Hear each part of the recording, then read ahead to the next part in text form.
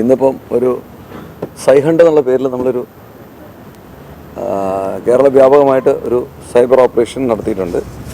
അപ്പോൾ അതിനെക്കുറിച്ച് പറയാൻ വേണ്ടിയിട്ടാണ് നിങ്ങളെ വിളിച്ചത്. സൈബർ കുറ്റകൃത്യങ്ങൾ തടയുന്നതിനും സൈബർ സംഘടിത സാമ്പത്തിക കുറ്റകൃത്യങ്ങളിൽ പങ്കാളികളായി രാജ്യവ്യാപകമായി തട്ടിപ്പ് നടത്തിയവരെ കണ്ടെത്തി അറസ്റ്റ് ചെയ്യാനാണ് ഇത് നടത്തിയിരുന്നത്. അപ്പോൾ ഇതിന് നമ്മൾ ഓപ്പറേഷൻ സൈഹണ്ട് എന്നാണ് നമ്മൾ പേരിട്ടിരിക്കുന്നത്. അപ്പോൾ അതിനകത്ത് ഈ നമ്മുടെ ബഹുമാനപ്പെട്ട DGP സംസ്ഥാന പോലീസ് മേധാവിയുമായ രവതാ ചന്ദ്രശേഖർ സാറിൻ്റെ നിർദ്ദേശപ്രകാരം നമ്മൾ നടത്തിയ ADGP ലോ ആൻഡ് ഓർഡറും ഫീൽഡ് ഓഫീസേഴ്സ് എല്ലാവരും ചേർന്ന് നടത്തിയ ഒരുപാട് അന്വേഷണങ്ങളുടെ ഭാഗമായിട്ട് ഇതിനു വേണ്ടി ഉപയോഗിച്ചിരുന്ന അക്കൗണ്ടുകൾ ഉപയോഗിക്കുന്നവരെ ഐഡൻറ്റിഫൈ ചെയ്യണ്ടായി. അപ്പോൾ അതിൻ്റെ ഭാഗമായിട്ട് കുറവ് നമുക്ക് നാഷണൽ സൈബർ ക്രൈം റിപ്പോർട്ടിംഗ് പോർട്ടലുണ്ട്. അവിടെ റിപ്പോർട്ട് ചെയ്തിട്ടുള്ള കേസുകൾ കേരളത്തിൽ മാത്രമല്ല ഇരകൾ, പുറത്തുള്ളവരുമുണ്ട്. അങ്ങനെയുള്ള ഇരകളായിട്ടുള്ളവരുടെ പണം പല രീതിയിൽ, അതായത് ഇതിനകത്തൊരു ഒരു ബ്രേക്കപ്പ് ഉണ്ടല്ലോ,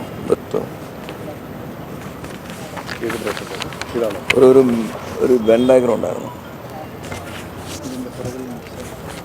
ഇതാണ് ഈ ഡയഗ്രം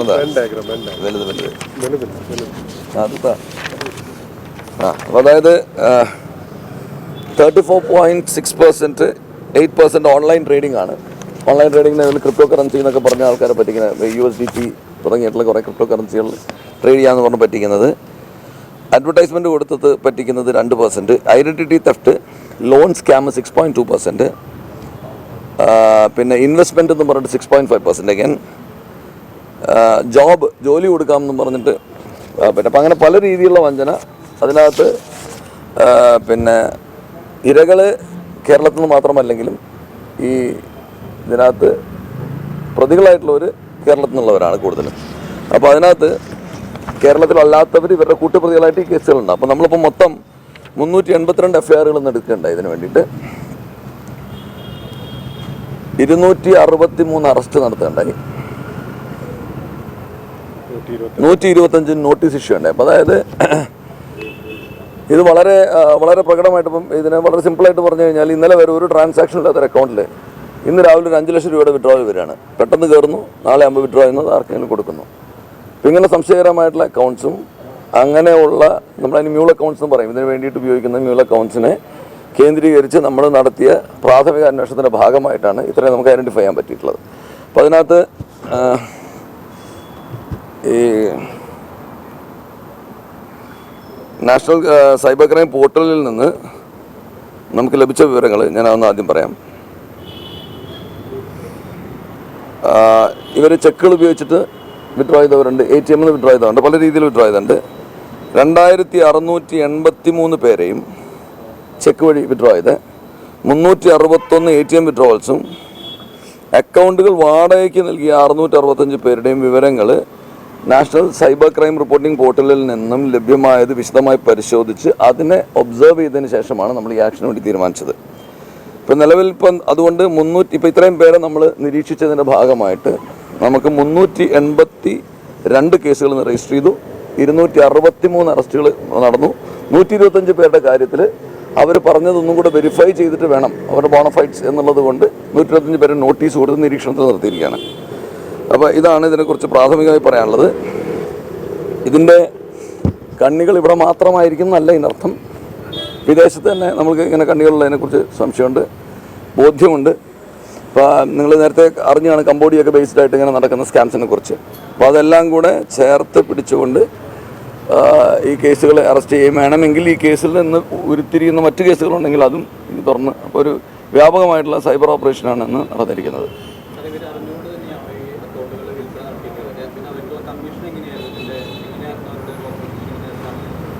ഓരോന്നിൻ്റെയും കമ്മീഷൻ ഓരോ രീതിയിലാണ്, എല്ലാവർക്കും ഒരേ കമ്മീഷനല്ല. അപ്പോൾ അത് പൂർണ്ണമായും ബോധ്യത്തോടു കൂടിയാണെന്നുള്ളതും അതിനുള്ള മറ്റുള്ള ചാറ്റും മറ്റ് ട്രാൻസാക്ഷൻസും ഒക്കെ നമ്മൾ നിരീക്ഷണത്തിലെടുത്തതിന് ശേഷമാണ് നമ്മളിത് ചെയ്തിരിക്കുന്നത്.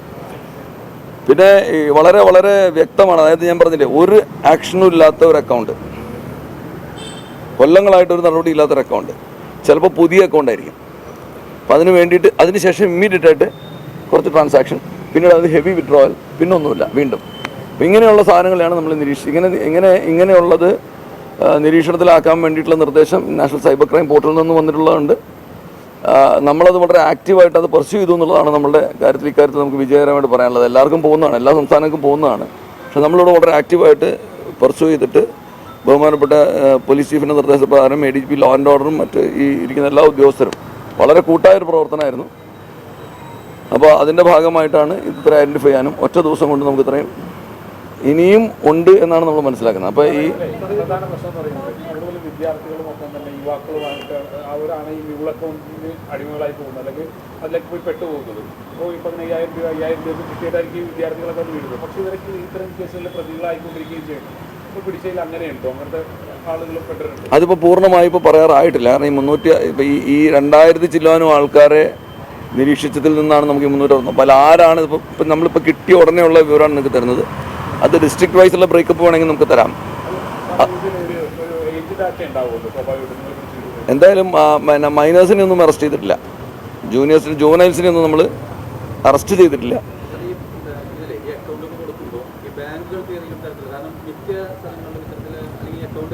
അത് അന്വേഷണ വിധേയമാക്കേണ്ട കാര്യമാണ്. കാരണം നമുക്കിപ്പം ഈ പ്രൈമറിലി ഈ ഇൻസ്ട്രുമെൻ്റ് ഉപയോഗിച്ചവരും ATM വിഡ്രോവൽ നടത്തിയവരും എന്ന് പറഞ്ഞാൽ ആ ബാങ്ക് അക്കൗണ്ട് ഓപ്പറേറ്റ് ചെയ്യാൻ അധികാരമുള്ള ആൾക്കാർ മാത്രമാണ്.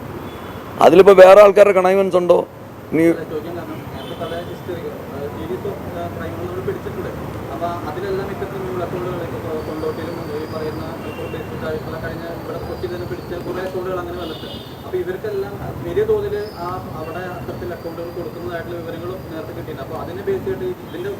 അല്ല, അതിനെക്കുറിച്ച് ഇപ്പോൾ പറയാൻ ഇറ്റ്സ് ടു ഏർലി. കാരണം എന്ന് വെച്ച് കഴിഞ്ഞാൽ നമ്മൾ ഇന്നിപ്പം തുടങ്ങിയിട്ടേ ഉള്ളൂ. ഇതിനകത്ത് അത് നമ്മൾ ഈ ബാക്കി ഇവരുടെ സൈബർ രേഖകളും ഇവരുടെ സോഷ്യൽ മീഡിയ അക്കൗണ്ട്സും എല്ലാം പരിശോധിക്കുമ്പോൾ നമുക്ക് ആരൊക്കെയായിട്ട് എന്തൊക്കെ ലിങ്ക് ഉണ്ടെന്നുള്ള ഇനി തുറന്ന് നമ്മൾ അറിയാൻ പോകുന്നതേ ഉള്ളൂ. അതറിയുന്നതനുസരിച്ച് കണൈവൻസ് ആർക്കുണ്ടെങ്കിലും they will be brought book. ഒരു സംശയം വേണ്ട. അതെ, അപ്പോൾ അതായത് ഇപ്പോൾ ഞാൻ പറയുകയാണ്, ഞാനിപ്പോൾ ഇത് വിഡ്രോ ചെയ്തതിന് ഇന്നലെ ഒരു ഭൂമി ഡീൽ നടത്തിയിരുന്നു എന്ന് പറയുകയാണെങ്കിൽ ദാറ്റ് ഇസ് ടു ബി ഒരു ഉദാഹരണം പറയുകയാണ്. അപ്പോൾ അതാണ് എന്ന് പറഞ്ഞാൽ അങ്ങനെ ഒരു ബോണഫൈഡ് ആയിട്ടുള്ള എന്തെങ്കിലും ഉണ്ടോ എന്നുള്ള ഒരു സംശയം പോലും നമ്മൾ ബാക്കി വെക്കാത്ത രീതിയിലാണ് നമ്മൾ ചെയ്യുന്നത്. മാത്രമല്ല, അങ്ങനെ പറയുന്നവരിൽ തന്നെ നമ്മളങ്ങനെ നോട്ടീസ് കൊടുത്ത് വിട്ടവരിൽ തന്നെ അവർ വളരെ സസ്പീഷ്യസ് ആയിട്ടുള്ള ഇൻട്രാക്ഷൻസ് മറ്റ് ഇതുമായിട്ട് ഓൾറെഡി പ്രൊക്ലെയിംഡ് ആയിട്ടുള്ള ആൾക്കാരുമായിട്ട് ഉണ്ടായതിൻ്റെ ഭാഗമായിട്ടാണ് നമ്മളിത് ചെയ്യുന്നത്. ഇപ്പം ജംതാര എന്ന് പറഞ്ഞ സ്ഥലം നിങ്ങൾ കേട്ട് കാണും, കംബോഡിയ, അങ്ങനെ പല സ്ഥലത്തുമുണ്ട്. അപ്പം അങ്ങനെ പിന്നെ കൃത്യമായിട്ട് ഇപ്പോഴത്തെ സ്ഥലങ്ങൾ ഞാൻ പറയുന്നില്ല, കാരണം വെച്ചാൽ അവിടെ ഉള്ളൊരു അലർട്ട് ആവാൻ പാടില്ല എന്നുള്ളതാണ് ഞങ്ങളുടെ ആവശ്യം. ഇതിപ്പോൾ കഴിഞ്ഞൊരു 3 മാസമായിട്ട് നമ്മളിതിൻ്റെ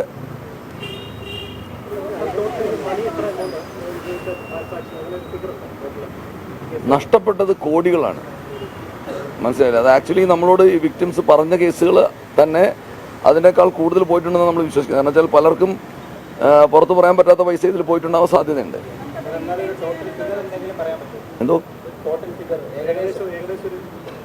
എങ്ങനെ പറഞ്ഞാലും ഒരു 100-300 കോടി രൂപ ഉണ്ടാവുന്നതാണ് എൻ്റെ കണക്കൂട്ടൽ. Around 300 crores, more than that. അല്ലല്ല, ഞാൻ പറഞ്ഞില്ല, ഇപ്പം 382 കേസ് നമ്മളിപ്പോൾ രജിസ്റ്റർ ചെയ്ത് കഴിഞ്ഞു. ഇതിന് ഉപോത്ബലകമായി നേരത്തെ ക്രൈംസ് വേറെ ഉണ്ടായിട്ടുള്ളത് രജിസ്റ്റർ ചെയ്തത് പലയിടത്തും ഉണ്ട്. അതിൽ നിന്ന് എമിനേറ്റ് ചെയ്ത് എല്ലാത്തിനും കണക്ഷൻ ഉണ്ടാവും.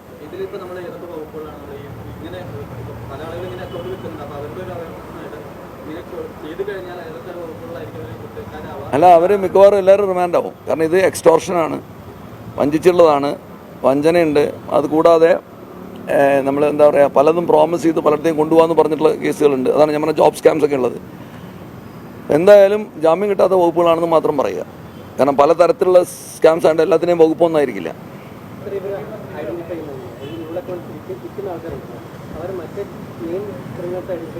പല രീതികളുണ്ട്. അതായത് ഇപ്പം നിങ്ങളിപ്പോൾ ഈ ചിലപ്പോൾ നമ്മളിപ്പോൾ ഇൻസ്റ്റാഗ്രാമിലൊക്കെ കാണും, നിങ്ങൾ ഇത് ഇത്രയും പ്രൊമോട്ട് ചെയ്താൽ നിങ്ങൾക്ക് 200 രൂപ കിട്ടും.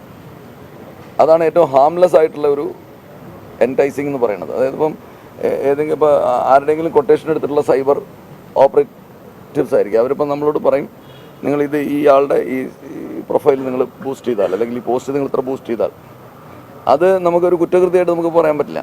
അതാണ് ഏറ്റവും ഹാംലെസ് ആയിട്ട് സാധനം. അങ്ങനെയൊക്കെയുള്ള രീതിയിൽ പരസ്പരം സൈബർ ലോകത്ത് ബന്ധപ്പെടുന്ന ആൾക്കാരെ ഈ പിന്നെ സാമ്പത്തികമായിട്ടുള്ള ഒരു ലാഭം ഉദ്ദേശിച്ചിട്ട് അവരെ കൊണ്ട് ചെയ്യിക്കുകയാണെന്നാണ് നമ്മൾ മനസ്സിലാക്കിയിട്ടുള്ളത്. അത് കേരളത്തിനകത്ത് ഇപ്പോൾ അത് വെർച്വൽ അറസ്റ്റിൻ്റെ എല്ലാം നമുക്ക് കിട്ടിയിരിക്കുന്നത്. പക്ഷേ പുറത്തുള്ള കേസുകളിൽ അതിൻ്റെ സ്വഭാവം പലയിടത്തും നമുക്ക് പരാതി കിട്ടാൻ പോണതേ ഉള്ളൂ. സൂത്രധാരന്മാരുണ്ട്. സൂത്രധാരന്മാരെ കൂടെ കൂടി പണം വഞ്ചിച്ച് ആ പണത്തിൻ്റെ പങ്ക് പറ്റിയവരുണ്ട്. ഞാനിപ്പോൾ പറയാം, ഇതോ പറഞ്ഞുതരാം. ഡിസ്ട്രിക്ട് വൈസ് ബ്രേക്കപ്പ് തരാം.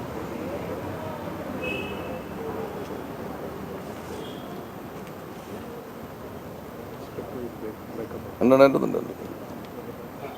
അറസ്റ്റ് ഡീറ്റെയിൽസ് അവിടെ. ഏറ്റവും കൂടുതൽ കേസുകളുള്ളതിൽ മലപ്പുറത്താണ് ഏറ്റവും കൂടുതൽ. കേസുകൾ കൂടുതലുള്ള കോഴിക്കോട് സിറ്റിയിലാണ്. 43 കേസുകളാണ് കോഴിക്കോട് സിറ്റിയിലുള്ളത്. അറസ്റ്റ് ചെയ്തത് പക്ഷേ കോഴിക്കോട് 23 പേരേ ഉള്ളൂ. മലപ്പുറത്ത് 30 കേസുകളേ ഉള്ളൂ, പക്ഷേ അറസ്റ്റ് 30 ഉണ്ട്. 30 അറസ്റ്റുണ്ട്.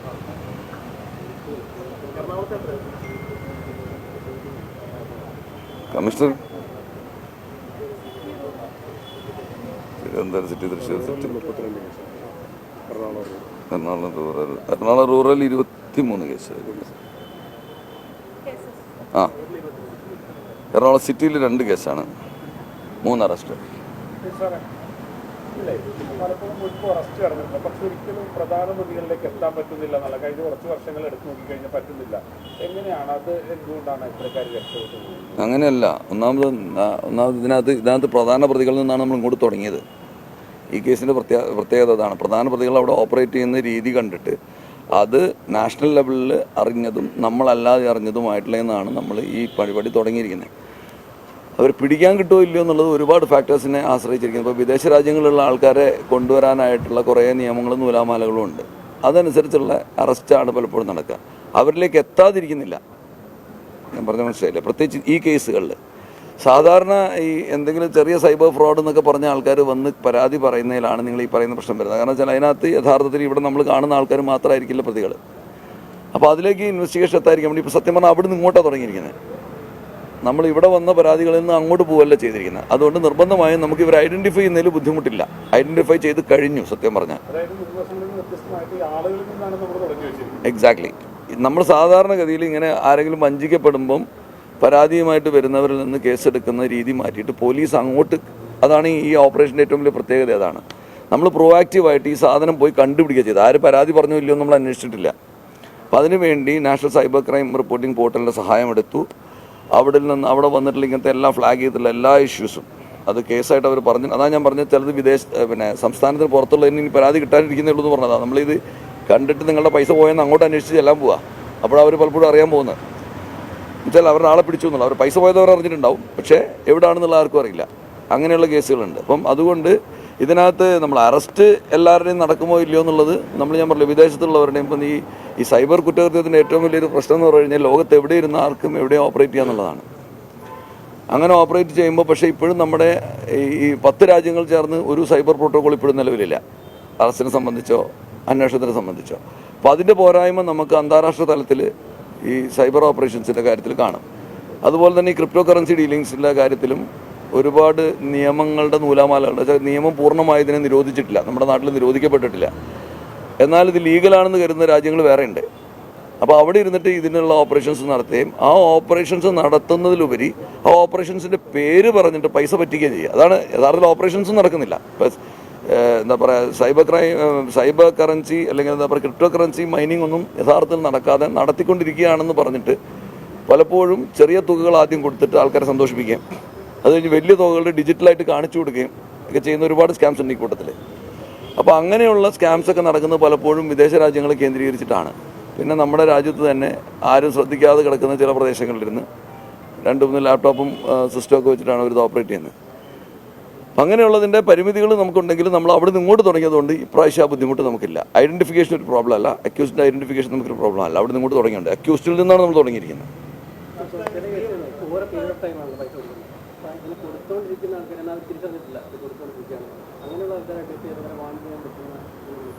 അല്ല, ഇതിൽ ഞാൻ പറഞ്ഞു, ഇതിനകത്ത് നമ്മൾ ഈ 382 കേസുകൾ രജിസ്റ്റർ ചെയ്തതിനകത്ത് പരാതി നമുക്ക് കിട്ടിയിട്ടുള്ള കേസുകൾ കൊണ്ട് കുറച്ച് പരാതി ഇനി അവരുടെ അടുത്ത് പോയിട്ട് പറയണം, എന്താ നിങ്ങളുടെ ഈ പോയ പൈസ ഞങ്ങളിതാ കണ്ടുപിടിച്ചിരിക്കുന്നു എന്ന് പറയാൻ പോണ കേസുകളുണ്ട്. അതിൽ റിക്കവറി എത്രത്തോളം നടക്കും എന്നുള്ളത് ഇനി നമ്മളുടെ അന്വേഷണത്തിൻ്റെ ഒരു പ്രത്യേകത കൊണ്ട്. അത് കാരണം വെച്ചാൽ ഇതിപ്പോൾ പലതും ചിലരിപ്പോൾ ചിലവാക്കി പോയി അല്ലെങ്കിൽ വേറെ എന്തെങ്കിലും ആയിപ്പോയി. അവിടുത്തെ റിക്കവറി എന്ന് പറയുന്നത് ഒരു വലിയ ടാസ്ക് തന്നെയാണ്. പക്ഷേ ചെയ്യാൻ സാധിക്കുന്നുള്ളതാണ് നമ്മുടെ പ്രതീക്ഷ. അത് നോക്കാം, കൃത്യം അറിയില്ല. കാരണം ഇതിപ്പോൾ കഴിഞ്ഞ ഉടനെയാണ് നിങ്ങളെ കാണുന്നത്. ഇതിൻ്റെ സംഭവം നടന്നത്. കാരണം നാളെ ആകുമ്പോഴത്തേക്കും ഇതിൻ്റെ ചൂട് നിങ്ങൾക്കും പോകും ഞങ്ങൾക്കും പോകാൻ പാടില്ലല്ലോ എന്ന് വിചാരിച്ചാൽ ഉടനെ നിങ്ങളെ അറിയിച്ചു എന്നുള്ളത്. ഇങ്ങനെ കാര്യം നടക്കുന്നുണ്ട്, ജനങ്ങളെ അറിയണം. ഫർദർ സ്റ്റെപ്സ് ഇനിയും ഇതുപോലത്തെ ഓപ്പറേഷൻസ് ഇനിയും നടത്താൻ ഉദ്ദേശിക്കുന്നുണ്ട്. അപ്പോൾ ആരെങ്കിലും ജനങ്ങളോട് പറയേണ്ട ഏറ്റവും പ്രധാനപ്പെട്ട കാര്യം എന്ന് പറഞ്ഞിട്ടുണ്ടെങ്കിൽ, വഞ്ചിക്കപ്പെട്ടവർ ഇന്നലെ നാളെ ഞങ്ങളടുത്ത് വരും. വഞ്ചിക്കാൻ തുനിയുന്നവർ കരുതിയിരിക്കുക. ഞങ്ങളുടെ കണ്ണുകൾ അവർ പുറകെ ഉണ്ടാവും എന്നുള്ളതൊന്നും അവരെ അറിയിക്കണം.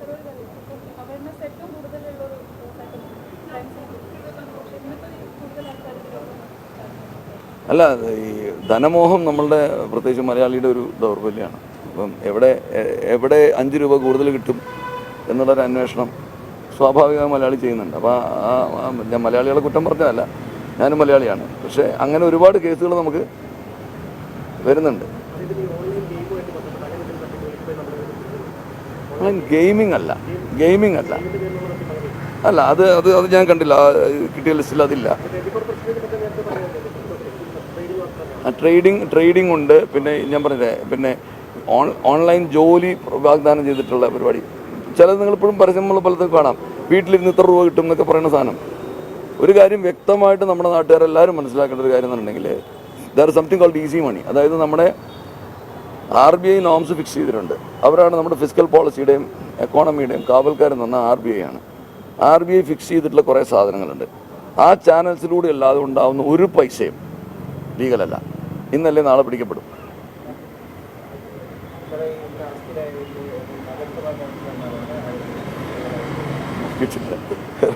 ഇത് നമ്മൾ സംസ്ഥാന തലത്തിൽ നടത്തുന്ന ഒരു പത്രസമ്മേളനമല്ലേ. അപ്പോൾ അതിൻ്റെ ഇൻഡിവിജ്വൽ സാധനങ്ങൾ കിട്ടാനിരിക്കുന്നേ ഉള്ളൂ. ഉണ്ടാവണമല്ലോ. ഞാൻ അതും ജെൻഡർ ബ്രേക്കപ്പ് ഒന്നും നോക്കിയിട്ടില്ല. നമ്മളിത് നമുക്കൊറ്റ നോട്ടേ ഉള്ളൂ, ചെയ്തിട്ടുണ്ടോ ഇല്ലയോ എന്നുള്ളത് മാത്രമേ നമ്മൾ നോക്കുള്ളൂ.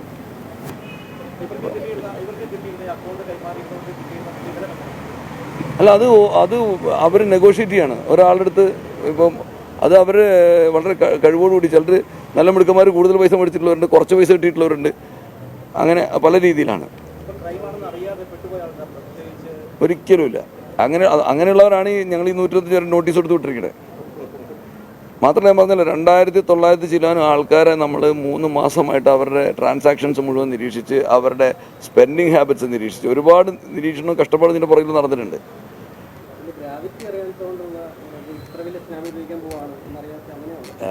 എനിക്ക് വെറുതെ പൈസ ആരുടെയെങ്കിലും കിട്ടിയാൽ കുഴപ്പമില്ല എന്നുള്ളതാണ്. ഗ്രാവിറ്റി അറിയാതിരിക്കുന്നത് വെച്ചാൽ പിന്നെ അത് നിവർത്തിയില്ല.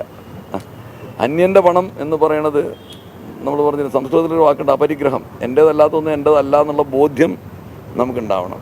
ഇപ്പോൾ വെറുതെ കിട്ടുന്ന ഒരു സാധനം എടുക്കാൻ പാടില്ല എന്നുള്ള നമ്മൾ എടുത്താൽ നമ്മൾ പോലീസ് സ്റ്റേഷനിൽ ഏൽപ്പിക്കണം. അല്ലെങ്കിൽ ഇവരൊക്കെയാണ് ഇതിൻ്റെ നേതൃത്വം വഹിച്ചിട്ടുള്ള ഇവിടെയുള്ള ആൾക്കാർ. പിന്നെ തിരുവനന്തപുരം, പിന്നെ എന്താ പറയുക, തിരുവനന്തപുരത്ത് സൗത്ത് സോണിൽ ശ്യാംസുന്ദർ ഐറ്റിയുടെ നേതൃത്വത്തിലും, വടക്ക് നോർത്ത് സോണിൽ രാജ്പാൽ മീനയുടെ നേതൃത്വത്തിലും വളരെ ഭംഗിയായിട്ട്. ഇതിൻ്റെ ഏറ്റവും വലിയ സന്തോഷം നമുക്ക് തോന്നുന്നത് എന്താണെന്ന് വെച്ചാൽ, ഇപ്പോൾ ഇന്നത്തെ കാലത്ത് പോലീസിലൊന്നും രഹസ്യം നിൽക്കില്ല എന്നൊക്കെ പറഞ്ഞിട്ടുള്ള ഒരു ആക്ഷേപം സ്ഥിരമായിട്ട് നമ്മളെല്ലാവരും കേൾക്കാറുള്ളതാണ്. പക്ഷേ ഇത് കഴിഞ്ഞൊരു 2-3 മാസമായിട്ട് ഞങ്ങളെല്ലാവരും ഒത്തൊരുമിച്ച് പ്രവർത്തിച്ചിട്ടും നിങ്ങളാരും പോലും അറിഞ്ഞില്ല എന്നുള്ളതിൽ ഞങ്ങൾക്ക് വലിയ സന്തോഷമുണ്ട്.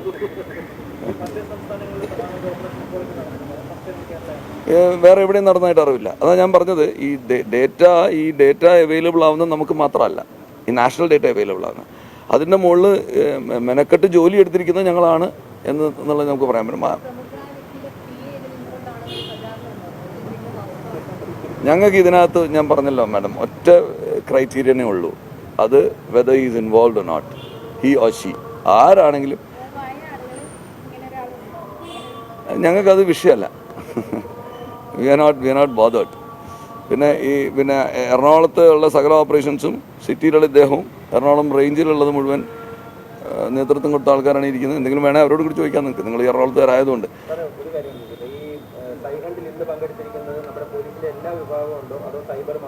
അല്ലല്ല, എല്ലാ വിഭാഗമുണ്ട്. ഞാനതാണ് ഞാൻ പറഞ്ഞത്. അത് ഞങ്ങൾക്ക് വളരെ അഭിമാനം തോന്നുന്നൊരു കാര്യം അതാണ്. എല്ലാ വിഭാഗം എന്ന് പറഞ്ഞിട്ടുണ്ടെങ്കിൽ ഇപ്പം എന്താ പറയുക, പലപ്പോഴും ഞങ്ങളെക്കുറിച്ച് കേൾക്കുന്ന ഒരു ആക്ഷേപമാണ്, രഹസ്യം സൂക്ഷിക്കാത്ത ആൾക്കാർ എന്തെങ്കിലും പറഞ്ഞു കഴിഞ്ഞാൽ ഉടനെ പുറത്തു പോയി പറയും എന്നൊക്കെ പറഞ്ഞിട്ടുള്ള ആക്ഷേപങ്ങൾ നമ്മൾ കേൾക്കാറുണ്ട്. അതിൽ നിന്നൊക്കെ ഭിന്നമായിട്ട് ഞങ്ങളൊരു ഗംഭീരമായ ടീം വർക്ക് നടത്തിയുള്ള ഒരു സന്തോഷത്തിലാണ് ഞങ്ങളെല്ലാവരും ഇരിക്കുന്നത്. ഈ ഈ ഈ ക്രൈം കണ്ടുപിടിച്ചുള്ള സന്തോഷം അതവിടെ വേറെ ഉണ്ട്. അത് കൂടാതെ ഞാൻ പറഞ്ഞു വെച്ചാൽ ഞങ്ങളുടെ ആ ഒരു രഹസ്യം പുറത്തു പോകാതെ അപ്പം പിന്നെ ഇന്ന് ഞാൻ പകൽ മുഴുവൻ ഞാൻ പലപ്പോഴായിട്ട് ടി വി നോക്കുമ്പോൾ എവിടെയും വലിയ ഇതൊന്നുമില്ല.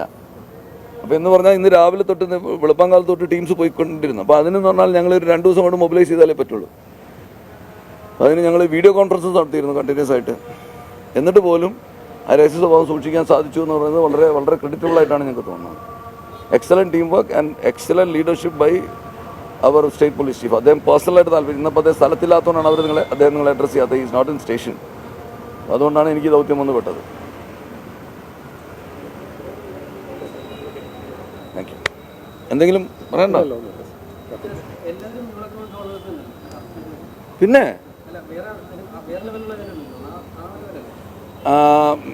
എല്ലാം അങ്ങനെ തന്നെയാണ്. പിന്നെ അത് കൂടാതെ ഈ ഓൾറെഡി ഉള്ള കേസുകളിൽ ചില ഐഡന്റിഫൈഡ് അക്യൂസ്ഡ് ഉള്ള കേസുകളും ചിലതുണ്ട്. ഇന്ന് പിടിച്ച എല്ലാ മ്യൂൾ അക്കൗണ്ടും